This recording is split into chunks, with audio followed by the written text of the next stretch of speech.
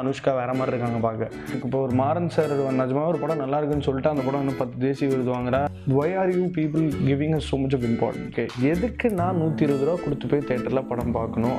யாரு super star ஆகுனா? We stop giving a damn about all this. It's all gone. Vishal sir நிஜமாவே சினிமாவுக்கு நல்லது பண்ணணும்னு நினைக்கிறாருன்னா என்னோட பாராட்டுகள். I cried dude after watching that film. First Bahubali 2 பற்றி பேசலாம். So how did it compare with the first part and what's your opinion on the film?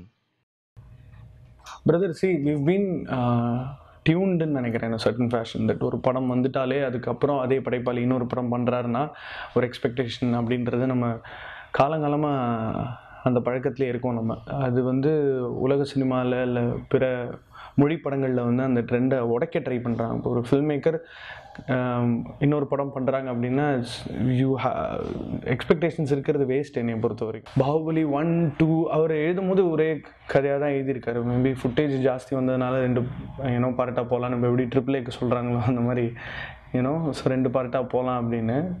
Invariably second பார்ட்டில் வர நிறைய சீன்ஸ் வந்து அவங்க 4 வருஷத்துக்கு முன்னாடி எடுத்துட்டாங்க. அதனால தான் அனுஷ்கா வேற மாதிரி இருக்காங்க பார்க்க. So answering to what you was, expectation பெருசாக இல்லாமல் தான் போகணும் என்னை பொறுத்த வரைக்கும்.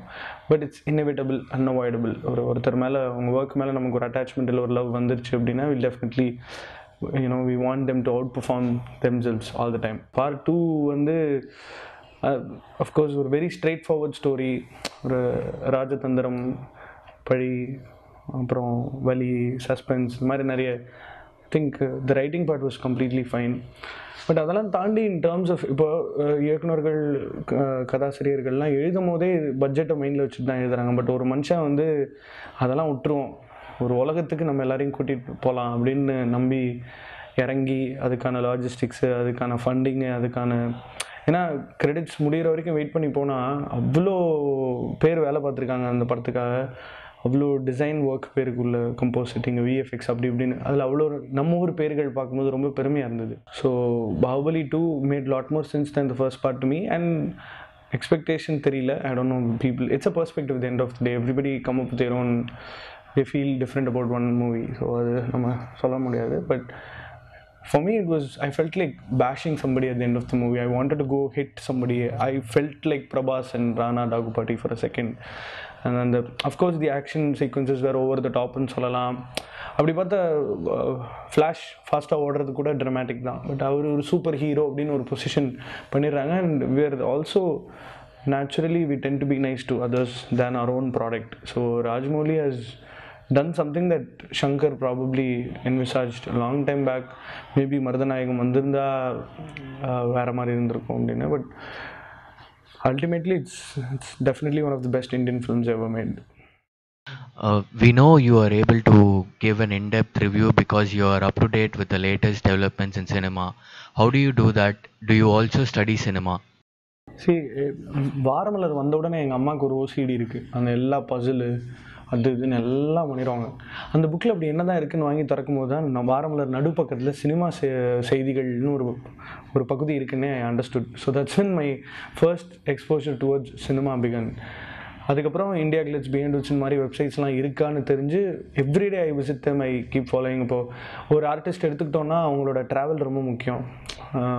விஜய் சேதுபதி அவர்களை வந்து பாலுமேந்திரா வந்து ஒரு ஃபோட்டோ எடுத்திருக்காருன்னு நமக்கு தெரியணும். அதுக்கப்புறம் அவர் என்ன படங்கள் பண்ணியிருக்காரு, இப்போ எந்த நோக்கி பயணிக்கிறாரு. So it's very important that நம்ம when you claim yourself to be a movie critic or a reviewer or a fanboy be it, ஒரு ஃபேனுக்கு எல்லாமே தெரியும். சில பேர் ரொம்ப இறங்கி அப்படியே அதிலே இருப்பாங்க. ஃபார் எக்ஸாம்பிள் யூகி சேது மாதிரி அவர் வந்து ஒரு நடமாடும் cinema Wikipedia. You can just go ask him anything. Dhananjayan sir இருக்கார், நிறைய இண்டஸ்ட்ரி ட்ராக்கர்ஸ் நிறைய பேர் இருக்காங்க, உலகநாயகன் இருக்கார்.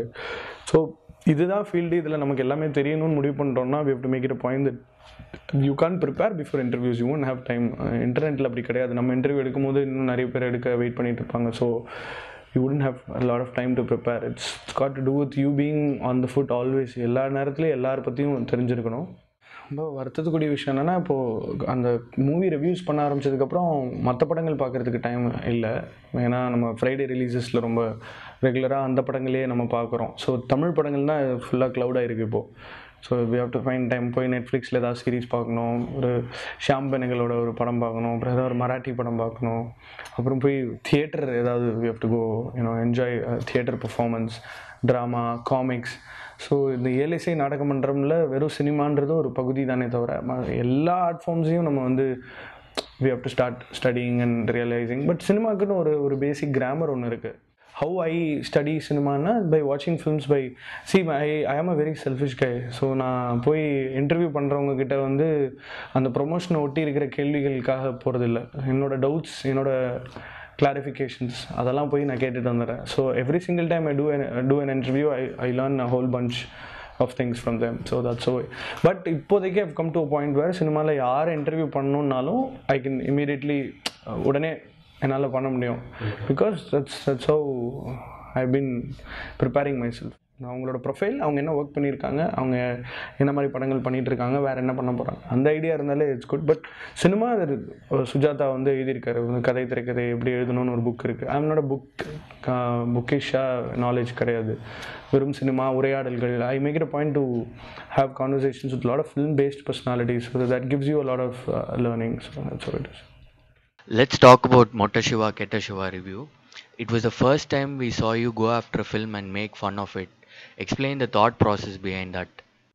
When I started reviewing films for living, I made it a point that since I've been part of the process behind how a film is being made, I thought it's baseless, useless and unnecessary to talk about films in a certain fashion.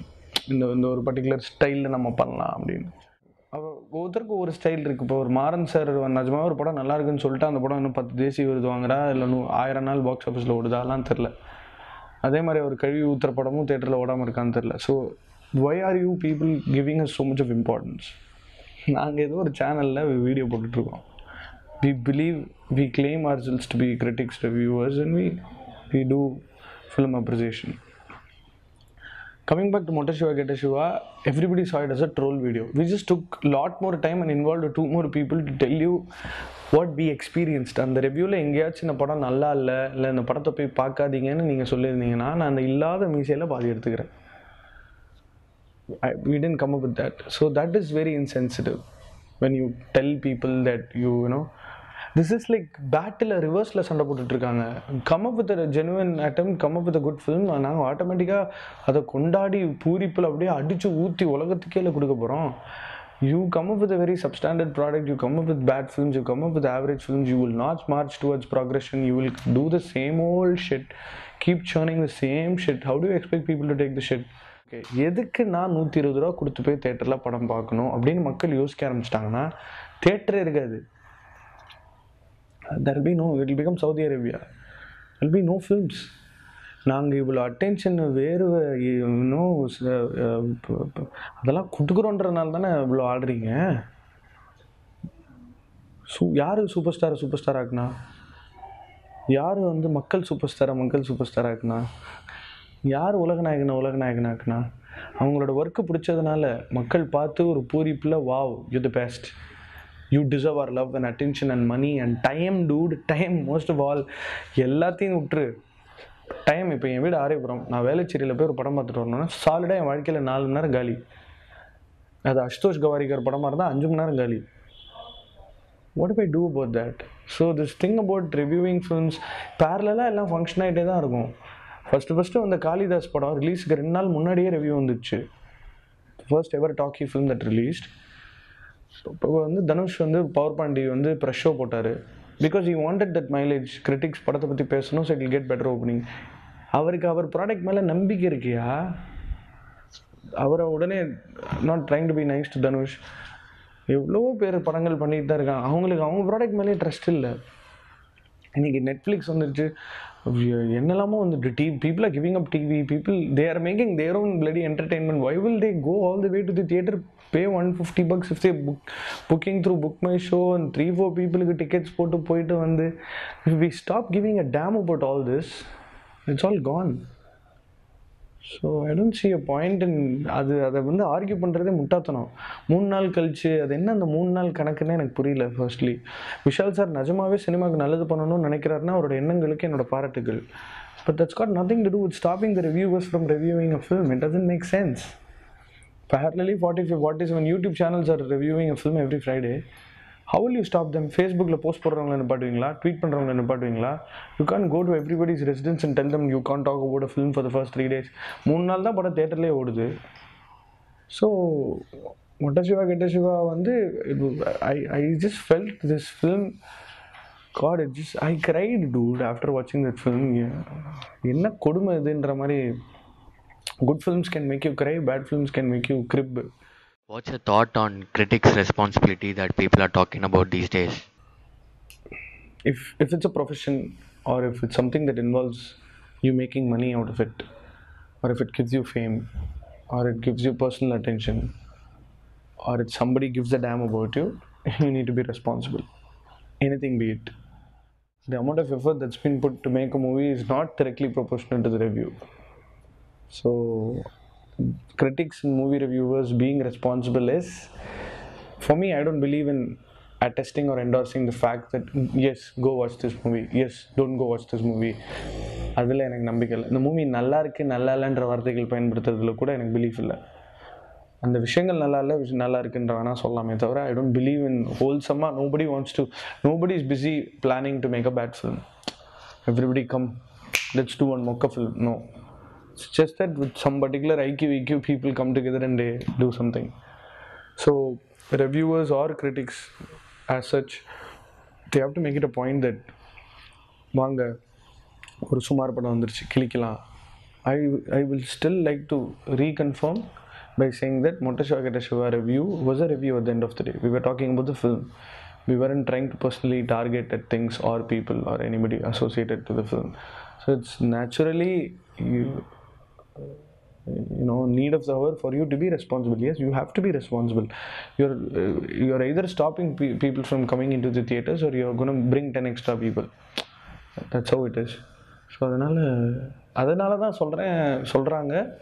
அந்த விஷயத்தை தெரிஞ்சுக்கிட்டா அதை பற்றி பேசும்போது பெட்டராக இருக்கும். எல்லாத்துலேயும் perspective, எல்லாத்துலேயும் opinion, highly opinionated people are very irritating to be with. I've come to a point where I've got opinions about everything. I have a perspective, I have a backstory to it, I have an explanation to it. So definitely you have to be responsible. இந்த படம் அதாவது நேச்சுரலாக ஒரு விஜய் வீரன் ஒரு அஜித் படம் பார்க்காமே நல்லா இல்லைன்னு சொல்கிற மாதிரி can't be that way. Vice versa. Have you fanboyed during a review? If not, how do you stop yourself from doing that? I think we did a காற்று வெளியிடை அப்படி தான் இருந்ததுன்னு நிறைய பேர் சொன்னாங்க. பட் அதுலேயுமே there was a confusion in that review where I haven't uttered a word saying this film is good, this film is nice, this film is entertaining. I think I was trying to do a bit of a deadpan humor also there. That's why I wore the glasses. I was trying to take the Maniratnam pattern of telling how the film was in a matter of 2 minutes.